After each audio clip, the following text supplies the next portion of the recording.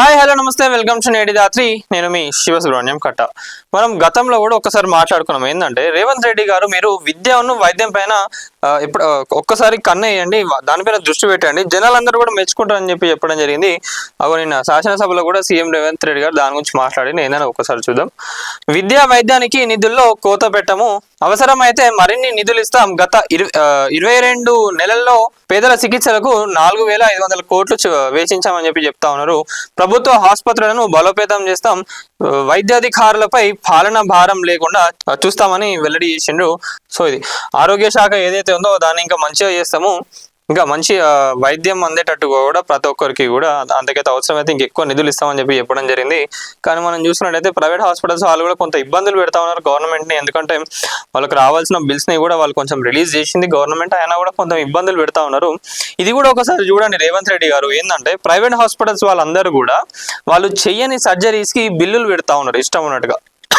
మళ్ళీ ఇంకొకటి వాళ్ళు పెట్టే ఫీజులు కూడా ఏవి కూడా పొంతన లేకుండా బిల్లులు పెడతా ఉన్నారు.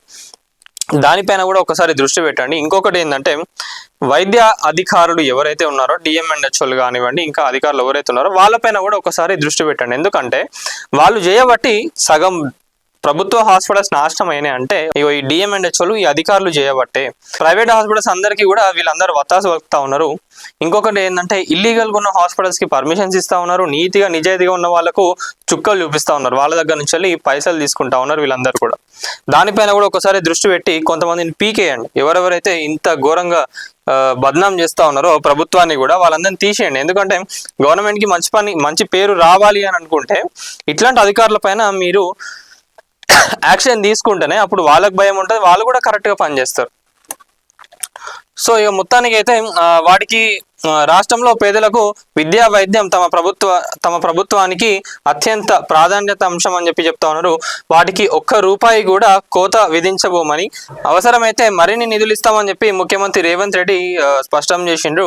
గత 27 నెలల్లో పేదల వైద్యం కోసం 4,500 కోట్లు చెల్లించామని చెప్తా ఉన్నారు. ఆరోగ్యశ్రీ బకాయిలు సమస్య గత ప్రభుత్వం నిర్వాహకమేనని వాటిని చెల్లిస్తూనే ఎప్పటికప్పుడు నిధులు విడుదల చేస్తున్నామని చెప్తా ఉన్నారు. ఇదే నేను చెప్పింది ఏంటంటే గత ప్రభుత్వం వాస్తవంగా ఇది గత ప్రభుత్వం కూడా చేసిన పనులు ఏవైతే ఉన్నాయో దానివల్ల అప్పుడు వాళ్ళు చాలా మంది బకాయిలు, అప్పుడు ఎక్కువ బిల్స్ ఎవరికి కూడా ఇవ్వలేదు కాబట్టి ఆ బకాయిలన్నీ కూడా ఇప్పుడు ప్రజా ప్రభుత్వం పైన పడ్డది భారం అదంతా కూడా.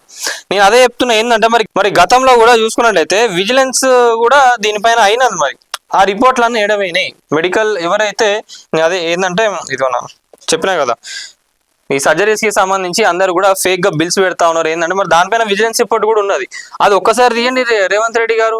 ఆ ఫైల్ కూడా ఆల్రెడీ వచ్చింది, మీ దగ్గరికి కూడా వచ్చింది. మరి దాన్ని ఎవరైనా తప్పుదో పట్టిస్తా ఉన్నారా, పక్కకు నెట్టేస్తా ఉన్నారు ఏందని కూడా చూడండి. అప్పుడు ప్రైవేట్ హాస్పిటల్స్ అందరికీ కూడా భయం అనేది ఉంటుంది. ఎందుకంటే ఆల్రెడీ వాళ్ళపైన విజిలెన్స్ ఎంక్వైరీ అయినప్పుడు ఆ రిపోర్ట్ కూడా వచ్చింది, అది కూడా చూడండి ఒకసారి. అప్పుడు ప్రైవేట్ హాస్పిటల్స్ అందరు కూడా నోళ్ల పైన ఏళ్ళు వేసుకొని కూర్చుంటారు. ఇక వైద్య రంగంలో రాష్ట్రాన్ని ఆదర్శంగా తీర్చిదిద్దుతామని చెప్తా ఉన్నారు.